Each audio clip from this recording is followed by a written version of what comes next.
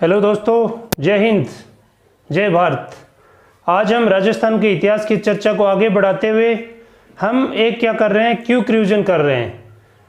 इन video का फ़ायदा तभी है जब आपने पहले से ही क्या है राजस्थान का इतिहास कुछ बार पढ़ रखा हो, या फिर लास्ट टाइम पे आपको कम से कम समय में गागर में सागर वाली कहानी है, यानी कि आप कम से कम समय में ज़्यादा से ज़्यादा बेनिफिट उठाना चाहते हैं, यानी कि कम प्रयास में ज़्यादा फायदा।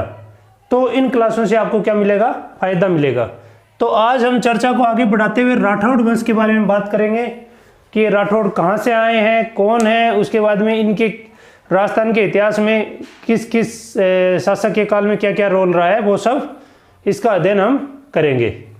तो चलो यहीं से हम शुरू करते हैं। सबसे पहले राठौड़ों की उत्पत्ति, जैसे कि हमने राजपूतों की उत्पत्ति देखी, वैसे ही क्या है राठौड़ों की उत्पत्ति के बारे में भी अनेक क्या है जो थ्योरी है। तो सबसे पहले हम अगर नैणसी वाली थ्योरी को माने तो नैणसी बोलता है कि राठौड़ कहां से संबंधित है, कन्नौज। कन्नौज का शासक था जयचंद गढ़वाल, जो पृथ्वीराज चौहान के समकालीन था, और उनकी पुत्री थी स्योगिता। यानी कि नैणसी मानते हैं कि ये जो कन्नौज का शासक जयचंद गढ़वाल था, उसी के यानी कि रिलेशन से ही क्या है राठौड़ राजस्थान के अंदर आए हैं।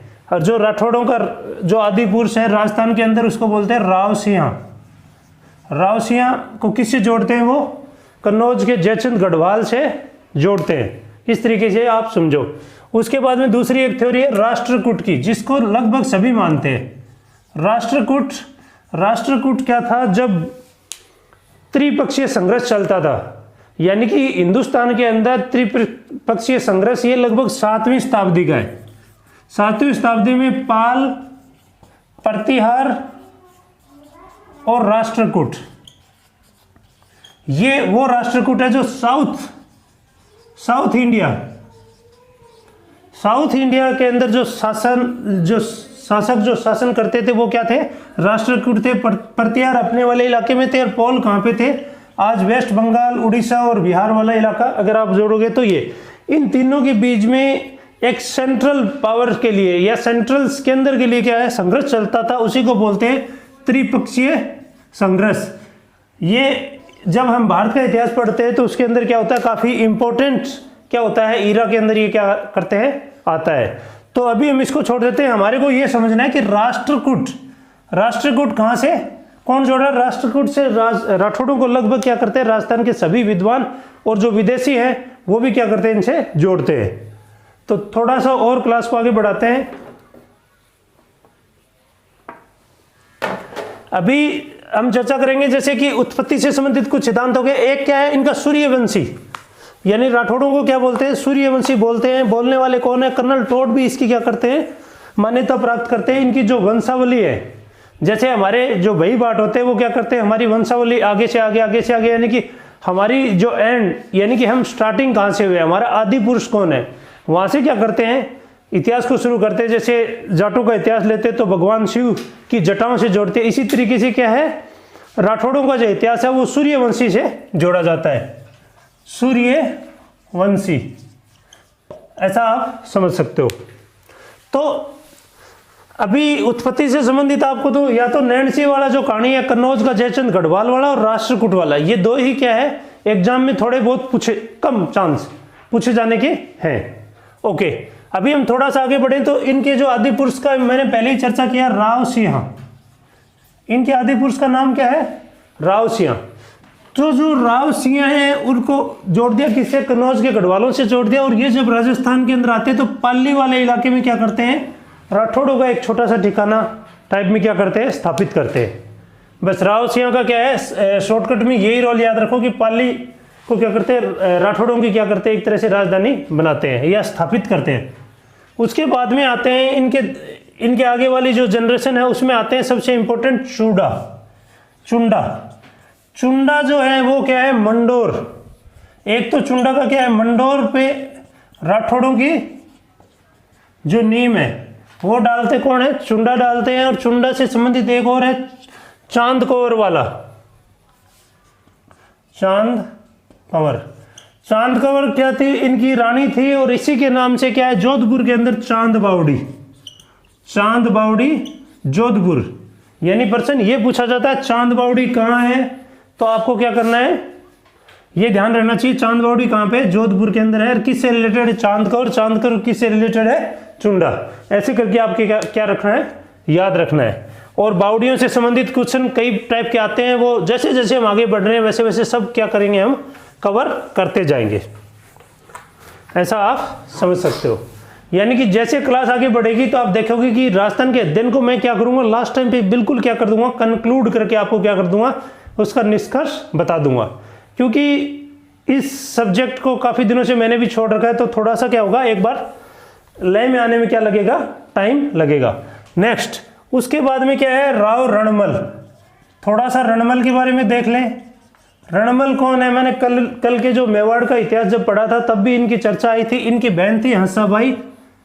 हंसाबाई का विवाह किससे किया था इन्होंने, एक एग्रीमेंट के तहत किसी राणा लाखा से। राणा लाखा का जो पुत्र हुआ मोकल, वो शासक बना। रणमल की ठीक ठाक चलने लगी, रणमल की ठीक ठाक चलने लगी मेवाड़ के अंदर, तो वहां के सामंत क्या हो गए, उससे नाराज हो गए। नाराज होने का मतलब क्या है, उसकी हत्या करवा दी। इस टाइप से आप समझ सकते हैं। तो रणमल का इतना ही यहाँ पे है कि इन्होंने क्या किया था। और रणमल के जो पुत्र हैं वो कौन है, जोधा। ओके, तो जोधा जो है वो क्या है, जोधपुर के अंदर जो मेहरानगढ़ का किला है, मेहरानगढ़ का किला किसने निर्माण करवाया था, राव जोधा ने करवाया था। और राव जोधा के कुछ और इंपॉर्टेंट फैक्ट, जैसे जोधपुर की स्थापना किसने की थी, 1459 ईस्वी में। ये पूछा जा सकता है, डेट भी। छोटे जो एग्जाम होते हैं जैसे पटवार लेवल तक क्या होते हैं, इस टाइप के क्वेश्चन पूछे जाते हैं कि 1527 में जयपुर, 1488 में बीकानेर। इस टाइप के प्रश्न भी आपको क्या रहने चाहिए, याद रहने चाहिए। तो राव जोधा ने जोधपुर की स्थापना 1459 में मेहरानगढ़ के किले का निर्माण भी करवाया था। और अभी थोड़ा सा और आगे बढ़ाते हैं। जोधा के बारे में इतना कम से कम आपको क्या होना चाहिए, पता होना चाहिए। जोधा के बाद कौन आते हैं, जोधा के बाद आते हैं मालदेव। प्रतापी शासक में मालदेव आते हैं, लेकिन एक गांगा का याद इसलिए करते हैं कि उस टाइम पे मारवाड़ के शासक, जब खानवा का युद्ध चल रहा था और पूरे राजपूतों ने मिलकर एक यूनिटी बना के खानवा में बाबर के खिलाफ लड़े थे, तो उस टाइम पे शासक कौन था, गांगा था। लेकिन लड़ाई में किसको भेजा था, मालदेव को भेजा था। किसने, गांगा ने। किसके लिए, यानी कि अपना राणा सांगा के पक्ष में। ऐसा आप समझो। नेक्स्ट अभी थोड़ा सा और आगे बढ़ाते हैं। मालदेव जैसे मैंने लिखा है, गांगा वाला छोड़ दो आप। तो मालदेव के कुछ पॉइंट हैं जो हमारे को क्या होने चाहिए, याद रहने चाहिए।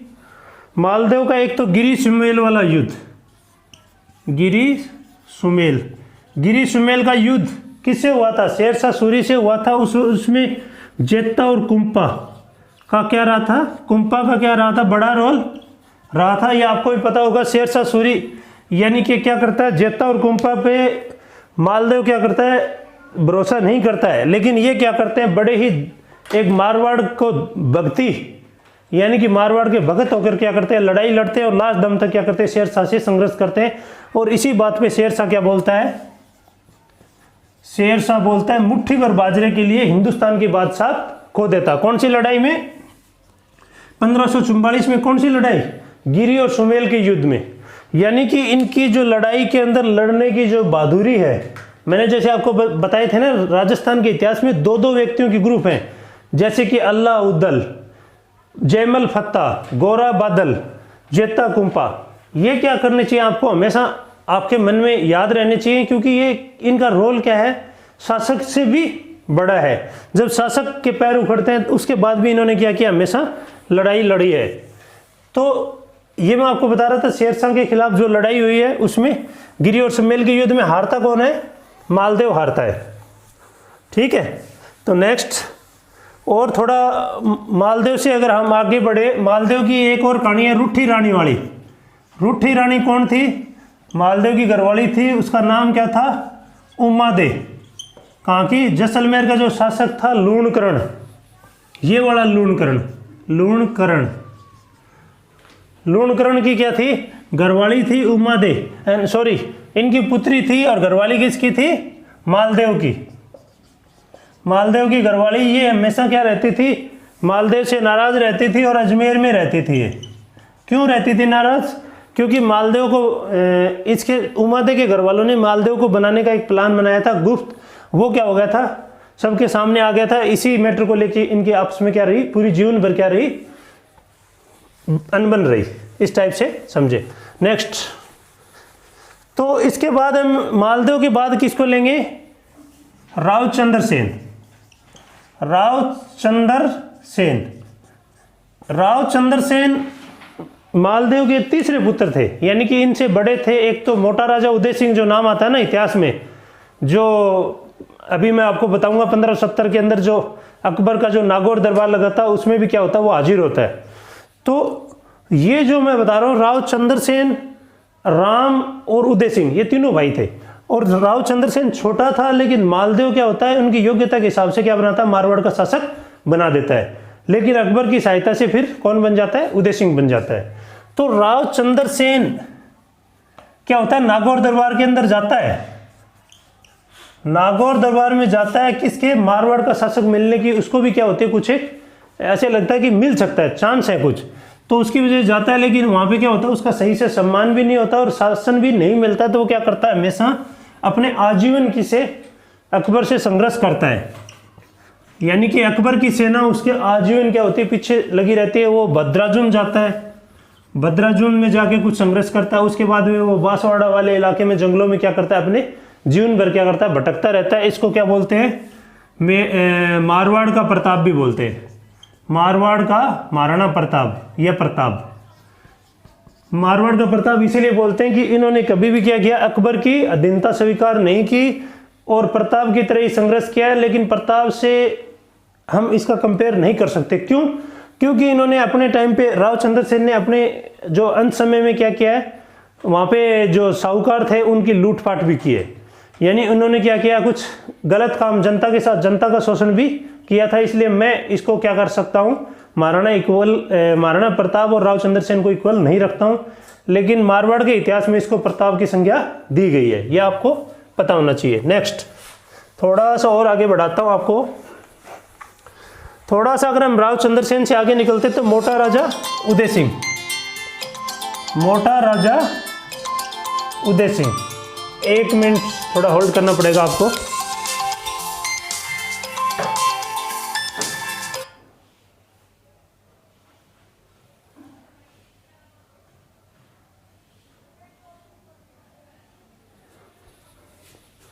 प्रीतम, अभी हम चर्चा को थोड़ा सा और आगे बढ़ाते हुए, यानी कि हम बात कर रहे थे मोटा राजा उदय सिंह। मोटा राजा उदय सिंह कौन है? रावचंद्र सेन के ब्रदर है। रावचंद्र सेन से बड़े उदय सिंह से बड़ा राम। तो यानी कि ये जो मोटा राजा उदय सिंह है, अकबर के जो नागौर दरबार लगा था, नागौर के अंदर जो अकबर का 1570 में जो नागौर दरबार लगा था, उसके अंदर अधीनता स्वीकार करने वाले और अपनी बेटी की शादी, जिनका नाम जगत गुसाई था, जिनको हम जोधाबाई बोलते हैं, जोधाबाई। और जो हमने फिल्म देखी है ना जोधा अकबर, वो क्या है, जोधा अकबर नहीं है। इस जोधाबाई की शादी किससे होती है? जहांगीर से होती है। जोधाबाई की शादी किससे होती है? जहांगीर से होती है। आप इस तरीके से समझ सकते हो, यानी कि आप उन फिल्मी दुनिया में बहना है, आपको क्या करना है, ये भी चीज ध्यान में रखना है। ओके, तो जगत गुसाई ही जोधाबाई है, ये समझना। एक आता है हरकाबाई, वो अलग मैटर है। हरकाबाई, मानबाई, ये सब मैं आपको, जैसे राजस्थान के इतिहास में जयपुर वाले आएंगे ना कछुआ शासक, तो आप सब समझ जाओगे। Okay, next. तो नागौर दरबार में ये मानो कि नागौर के अंदर जब अकबर जब अजमेर से वापस आ रहे थे, नागौर के अंदर जो दरबार लगा था, तो एक तरह से अकबर की अधीनता स्वीकार करने वालों की होड़ मच गई थी। और उसके अंदर एक साहसी पुरुष जो प्रताप और एक रावचंद्र सेन तो एक्चुअली में क्या होता है, वो अधीनता स्वीकार करने के लिए चले भी जाते हैं। अगर उनको राज मिलता मारवाड़ का तो वो अधीनता स्वीकार करने के लिए क्या थे, राजी थे। लेकिन उनको राज नहीं मिला, इसलिए क्या किया, उन्होंने आजीवन संघर्ष किया। चलो कम से कम किया तो सही। Okay, next. उसके बाद में हम थोड़ा सा इसी में अगर बात करें तो मोटा राजा की पुत्री वाली हमारी बात होगी पूरी। उसके बाद हम बात करेंगे, इसके बाद आता है एक इंपॉर्टेंट शासक जसवंत सिंह,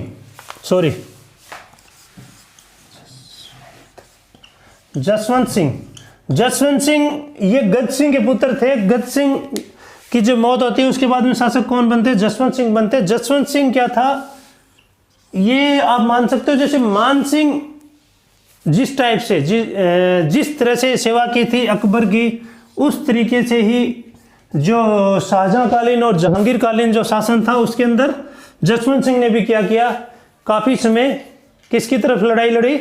मुगलों की तरफ। मुगलों के साथ में क्या किया, मिलकर या मुगलों की अधीनता स्वीकार करके एक तरह से संघर्ष किया। आप इस तरीके से समझ सकते हो। लेकिन इनका क्या होता है, कुछ जगह पे रोल है। जैसे एक मारवाड़ के इतिहास में एक आता है मुहनोत नैणसी। आपने सुना होगा मुहनोत नैणसी ख्यात, वो किसकी है? इन्हीं की है। मुहनोत नैणसी की ही है, मुहनोत नैणसी ख्यात। और एक है मारवाड़ रा परगना री विगत, मारवाड़ रा परगना री विगत, ये भी किसका है? ये भी मुहनोत नैणसी का है। और मुहनोत नैणसी को राजस्थान का अब्दुल फजल भी कहा जाता है। क्यों कहा जाता है? कि जिस प्रकार से अबुल फजल ने अपने जीवन के अंतिम चरण के अंदर जेल में बिताया था, उस प्रकार से मुहनोत नैणसी ने भी क्या है, मारवाड़ की जेलों में अपना अंतिम समय निकाला था या कष्टदायी समय निकाला था। ऐसे आप समझ सकते हैं। ओके, थोड़ा सा और आगे बढ़ाता हूँ क्लास को। इसके बाद में ये जो हैं जसवंत सिंह हैं, उनके जो ये क्या काफ़ी विद्वानों को क्या करते थे, अपने दरबार के अंदर शरण देते थे। जैसे एक है सूरत सिंह नहीं, सूरत मिसर। उसके बाद में आप नरहरि दास और एक है बनारसी दास। कई बार क्या होते हैं, क्वेश्चन डायरेक्ट पूछे जाते हैं, सूरत मिसर, नरहरि दास और बनारसी दास किसके शासनकाल में या दरबार के अंदर क्या करते थे, जो विद्वान मौजूद थे, कौन कौन थे? तो इस टाइप से आप क्या कर सकते हैं, थोड़ा सा याद रख सकते हो। अगर टफ पेपर बनता है तो इस टाइप के प्रश्न क्या होते हैं, पूछे जा सकते हैं। ओके, नेक्स्ट, जसवंत थड़ा कहाँ पे है? जोधपुर में। ये भी क्या करना आपने ध्यान में रखना है। जसवंत सिंह के टाइम पे ही क्या है, दुर्गादास एक इंपॉर्टेंट फिगर है मारवाड़ के राठौड़ों के अंदर। उनका जो समयकाल है वो भी क्या है, यही है। और अजीत सिंह के साथ उनकी अनबनती होती है। उसके बाद में दुर्गादास क्या करते हैं, वहां से विस्थापित हो जाते हैं। दुर्गादास के बारे में कभी अलग से चर्चा करेंगे। ये जो राजस्थान के इतिहास में महाराणा प्रताप हुआ, दुर्गादास हुआ या कुंभा हुआ, इनका नाम लेने से और इनके इतिहास पढ़ने में ही आपको एक अलग प्रकार का क्या होता है, जोश की उत्पत्ति होती है। तो इनको हम कभी अलग से क्या करेंगे, दुर्गादास के बारे में। जैसे as a like Bhagat Singh, जैसे आज के टाइम पे हम देखते हैं भगत सिंह, उस टाइप के क्या होता है रोल के ऊपर आप यानी कि इनको समझ सकते हो। और मैं राजस्थान के इतिहास में कभी अलग से इनका क्या करूंगा, वीडियो बनाऊंगा। ओके, थोड़ा सा और आगे बढ़ते हैं। तो जसवंत सिंह के बाद भी कुछ शासक आए, लेकिन इनका मारवाड़ के इतिहास में इतना बड़ा रोल नहीं रहा। और ये जो राजस्थान के अध्ययन का जो हम बुक 10वीं क्लास की जो हम पढ़ रहे हैं, उसमें इसके आगे के शासकों का नाम नहीं दिया गया। लेकिन राठौड़ों की एक और शाखा जो कहां से निकलती है, राव जोधा से निकलती है। राव जोधा का पुत्र कौन है, राव भिक्का की राव जोधा के साथ क्या हो जाती है, अनबनती हो जाती है। यानी कि इनकी दोनों के आपस में क्या हो जाता है, मनमुटाव हो जाता है। उसकी वजह से क्या होता है, राव भिक्का को क्या कर देते हैं, ये बेदखल कर देते हैं मारवाड़ से बेदखल होके नर्रा जाट के साथ मिलकर क्या करते हैं, ये बीकानेर राज्य की स्थापना करते हैं। बीकानेर यानी कि नर्रा के नाम से नेरा बीकानेर, इस तरीके से आप समझ सकते हो। तो यानी बीका किसकी उससे अनुकंपा या करणी माता के आशीर्वाद से किसकी स्थापना करते हैं, बीकानेर की स्थापना करते हैं। कब करते हैं राव भिक्का, 1488 में। राव भिक्का बीकानेर के संस्थापक 1488 में करणी माता के आशीर्वाद से नर्रा जाट के साथ मिलकर क्या करते हैं, बीकानेर राज्य की स्थापना करते हैं। इस तरीके से समझ सकते हो। नेक्स्ट, इसके बाद में हम देखेंगे राव लूणकरण। राव लूणकरण, राव लूणकरण कौन है? इसको क्या बोला जाता है? राजस्थान के इतिहास में कलयुग का करण भी बोला जाता है, कलयुग का करण भी कहा जाता है। और इनकी कुछ और चीज़ें मैं आपको बताता हूँ। जैसे हाँ, ये क्या होता है, ये जो कलयुग का करण जो शब्द है वो कौन यूज करते हैं? बिट्ठू सुजा। बिट्ठू सुजा की एक ग्रंथ है राव जेतसिरो छंद। राव जेतसिरो छंद, राव जेतसिरो छंद में क्या करते हैं? ये राव लूणकरण को क्या बोलते हैं? कलयुग का करण कहते हैं। ओके, नेक्स्ट अभी आएंगे करण, कलयुग का करण, ये सब बीकानेर वाले ही हैं। नेक्स्ट हम बात करेंगे लूणकरण के बाद में जेतसी, राव जेतसी। राव जेतसी को कौन मारता है? मालदेव मारता है। कौन से युद्ध में?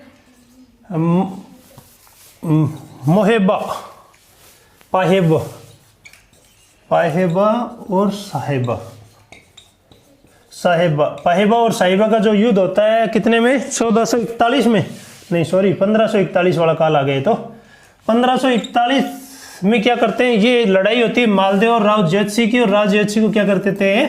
एक तरह से हत्या या युद्ध के अंदर क्या हो जाता है? ये वीरगति को प्राप्त करते हैं।